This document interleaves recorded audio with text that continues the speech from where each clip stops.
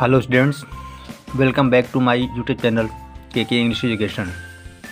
Students, इस video में हम लोग आज एक बहुत ही महत्वपूर्ण पोएम जिसका टाइटल है मीटिंग एट नाइट पर चर्चा करेंगे, जो West Bengal council of higher secondary education के क्लास 11 में प्रिस्क्राइब किया गया है। इस पोइट्री के बारे में थोड़ा हम जान लेते हैं।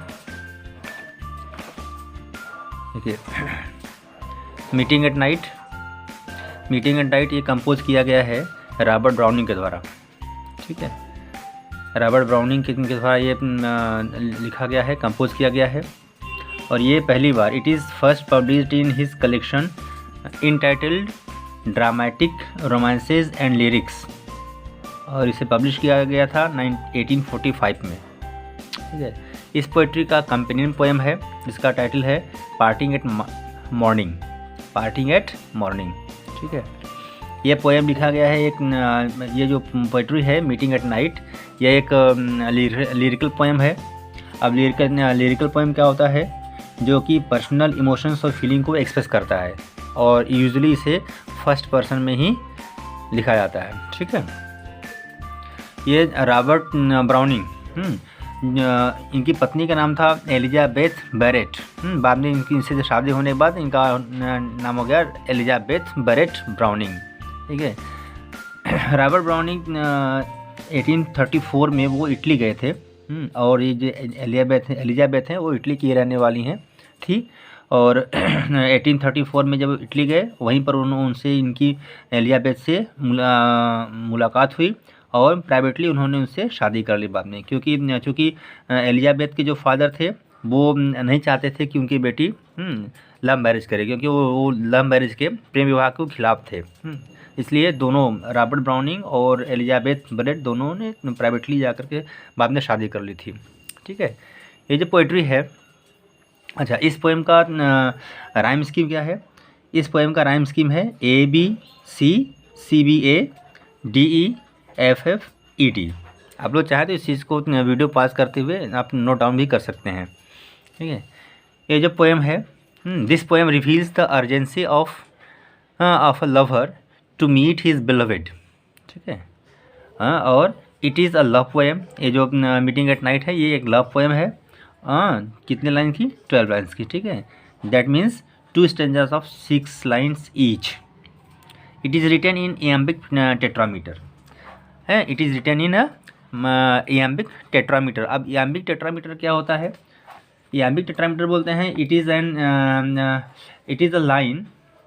अ line of 4 beats where a stressed syllable follows an unstressed syllable.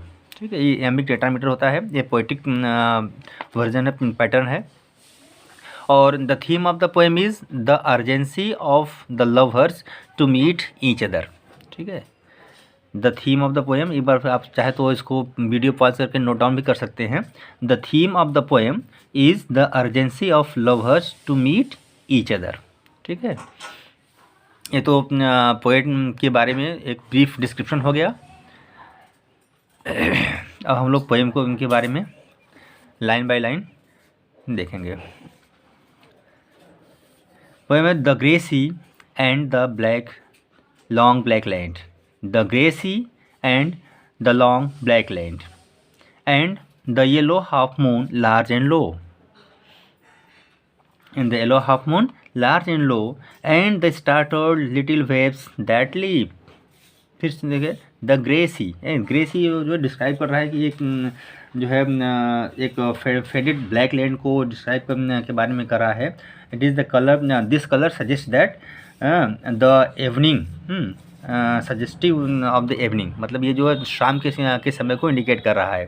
ठीक है, एंड लॉन्ग ब्लैक लैंड, ये लॉन्ग ब्लैक लैंड ये उस डेस्टिनेशन को शो कर रहा है जहाँ पर कि ये अपनी यात्रा करते हुए जा रहे थे। मतलब ये इटली को शो कर रहा है, क्योंकि हमारे जो नरेटर हैं पोएट, वो इटली जा रहे थे, इटली अपने प्रेसी से समझौता मिलने के लिए। ठीक है, तो हम लोग देखते हैं the grey sea and the long black land and the yellow half moon large and low and the startled little waves that leap. कह रहे कि रात में अपने प्रेसी से मिलने के लिए प्रेमी हाँ मतलब मीन्स जो लवर वो शाम को अपनी यात्रा पर निकल पड़ता है। और आकाश में yellow half moon large and लो, हाँ आकाश में उदित वृत्ताकार चंद्रमा, मतलब अर्ध वृत्ताकार चंद्रमा जिसे हाफ मून पीली रोशनी बिखेर रही है। ठीक है, और है ना कि यह पृथ्वी की सतह से थोड़े निचले कोण पर है, इसलिए थोड़ा सामान्य से बड़ा प्रतीत होता है। ठीक है, चंद्रमा की पीली रोशनी में जिस समुद्र पर प्रेमी यात्रा कर रहा है वह भूरे रंग का है। कैसा है वो? भूरे रंग, ग्रे सी है। ठीक है, दिखता है। और दूर की भूमि, लॉन्ग ब्लैक लैंड, मतलब जो दूर की भूमि है, मतलब यहाँ पर इटली के बारे में दर्शाया गया, मैंने बताया जा रहा है। ठीक है, दूर की भूमि वो काले रंग की दिखाई देती है। ठीक है, और कह रहा है यहाँ पर कि शाम को समुद्र का पानी शांत हो जाता है और नावों जहाज़ों की आवाजाही न होने के कारण से, नावों और जहाज़ों की आवाजाही न होने से समुद्र का पानी शांत हो जाता है। अच्छा, और नावों और जहाज़ों की आवाजाही न होने से नाव की आवाजाही समुद्र का पानी शांत दिखाई पड़ता है। ठीक है, और जो समुद्र की अचानक से जब पोएट की नौका उधर से वहाँ से गुजरती है उस पर से, तो जो शांत लहरें थीं वो थोड़ी शांत लहरों को थोड़ा हैरान कर देती है। ठीक है, और ये और उस जब शांत लहरों को थोड़ा हैरान कर देती हैं तो उसके जवाब स्वरूप, मैंने जवाब देने के लिए थोड़ी वो उछल पड़ती हैं। ठीक है, दैट स्टार्टल्ड लिटिल वेव्स, मतलब उन लहरों को, जो छोटी लहरें हैं वो क्या कहती हैं, उनको थोड़ा स्टार्टल कर देती हैं, उनको थोड़ा परेशान कर देती हैं, हैरान कर देती हैं, और उसके जवाब में वो लहरें उछल पड़ती हैं। ठीक है, फिर सुनिए एक बार इसके बारे में। कह रहा है कि रात में अपने प्रेयसी से मिलने के लिए प्रेमी शाम को अपनी यात्रा पर निकल पड़ता है और आकाश में उदित वृत्ताकार चंद्रमा पीली रोशनी बिखेर रहा है।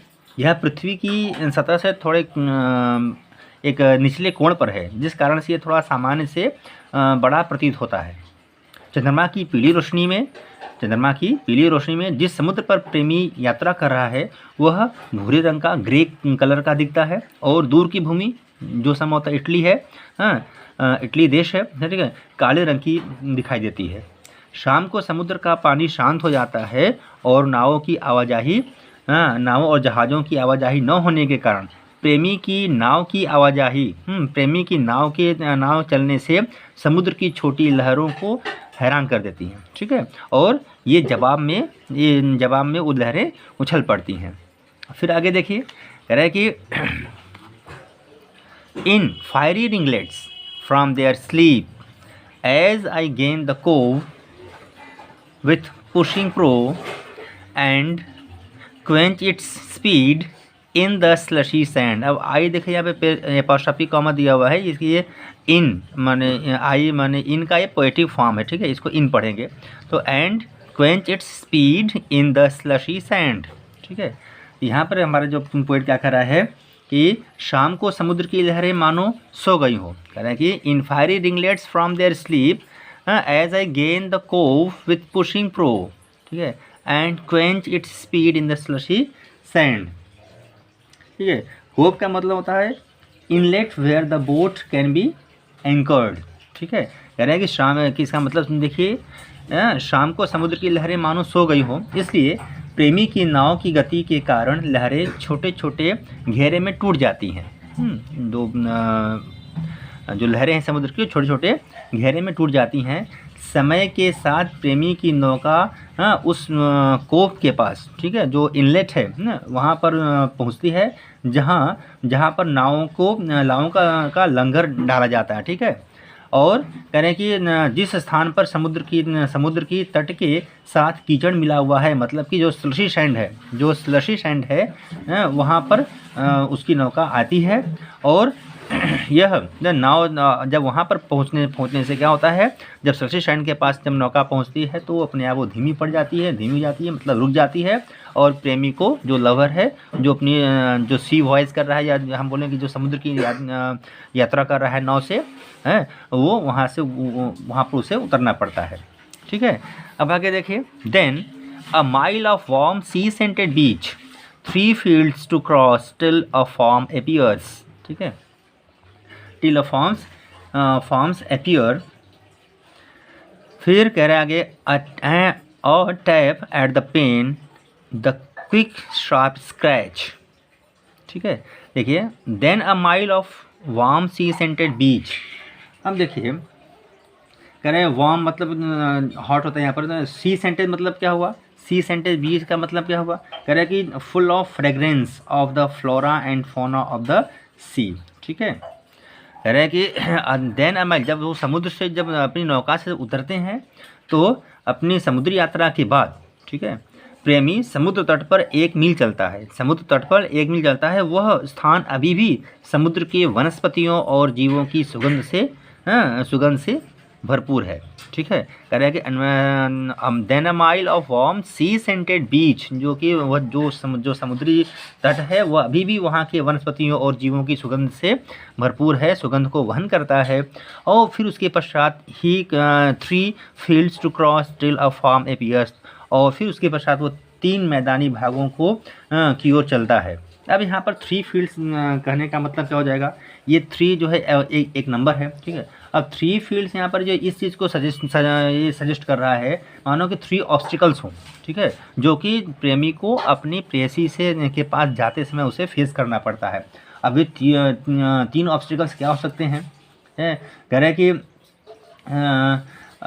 विशेष रूप से पहला namely the geographical distance between England and Italy. तो पहला जो है ऑब्स्टिकल क्या था कि इंग्लैंड और इटली के बीच की जो जोग्राफिकल कंडीशंस थी वो भी एक उनके ऑब्स्टिकल रूप में सामने आती है, ठीक है। दूसरा देयर सोशल डिस्पैरिटी, मतलब जो है उनकी जो सामाजिक जो भिन्नता थी, ठीक है, उसके कारण वो भी एक कारण हो सकता था। और दूसरा था एलिजाबेथ नर्वस प्रॉब्लम, ठीक है। ये 3 ऑब्स्टिकल्स को जो है यहाँ पर 3 फील्ड्स के रूप में यहाँ पर पोएट ने दर्शाया कि उसे 3 ऑब्स्टिकल्स को पार करना पड़ता है, 3 जो है जो अवरोधों को पार करके उसे अपने प्रेसी के पास पहुँचना होता था, ठीक है। इस प्रकार वह एक फार्म हाउस में आता है जहां उसकी प्रेमिका रहती है, जहां पर उसकी प्रेयसी रहती है। वह खिड़की के फलक पर दस्तक देता है, ठीक है। कह रहा है कि ही टैप द पेन, ठीक है, वो एक टैप करता है खिड़की पर, ठीक है, जो खिड़की का फलक है उस पर एक टैप करता है।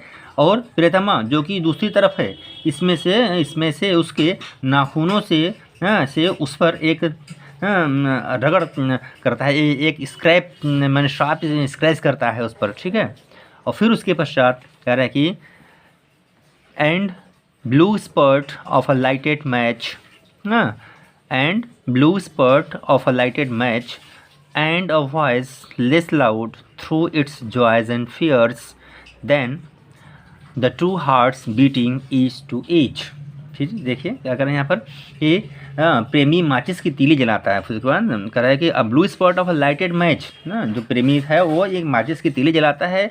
वह चाहता है कि माचिस की नीली रोशनी में वो उस स्थान को देखे जहाँ पर कि वह उसकी प्रतीक्षा करने जा रहा है, ठीक है। और आगे कह रहा है कि हालांकि प्रेमी साथी एक दूसरे से मिलने के समय एकदम भावनाओं से भरे हुए रहते हैं, ठीक है। और वे अपने मीटिंग में अपने तीव्र आनंद के कारण थोड़ी देर के लिए बोल नहीं सकते हैं। कह रहे हैं ना कि and voice less loud through its joys and fears, वहाँ पर उनके जो है मिलने की खुशी भी थी और शायद बिछड़ने का दुख भी रहा होगा, डर भी रहा होगा, भय भी रहा होगा, ठीक है। और कह रहे हैं कि साथ साथ वे इसलिए किसी एक क्षण भी वे लोग चिंतित हो जाते हैं, मतलब कि मिलने की जो खुशी थी उनके पास खुशी होती थी और साथ में थोड़ी बहुत उनके अंदर भय भी था, ठीक है। हालांकि उनकी जो लयबद्ध धड़कन थी, लयबद्ध धड़कन दिल उनके मिलन का सुझाव देता है। कह रहा है कि then 2 hearts beating each to each, फिर दोनों का हृदय एक साथ धड़कना शुरू करता है। ये इस बात का द्योतक है कि वे एक दूसरे से मिल गए, ठीक है। ये इसका एक्सप्लेनेशन हो गया। आशा करता हूँ ये वीडियो आप लोगों के लिए यूज़फुल होगा। Thank you.